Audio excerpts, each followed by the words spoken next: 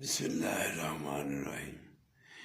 پیارے دوستو، مولانا جلال الدین رومی فرماتے ہیں کہ آپ کی روح جو ہے وہ دنیاوی علم اور فنون سیکھنے سے اس کی بے قراری دور نہیں ہوتی، کیونکہ روح جو ہے وہ عالم روح سے آتی ہے اور وہ ہمیشہ خوش ہوتی ہے کہ ہم دین اسلام کے مطابق علم حاصل کریں، اس پہ عمل کریں، زندگی دنیا کی کاروباری تمام جو ہے عمل وہ دین کے مطابق ہوں، تو پھر آپ کی روح جو ہے وہ خوش ہوگی۔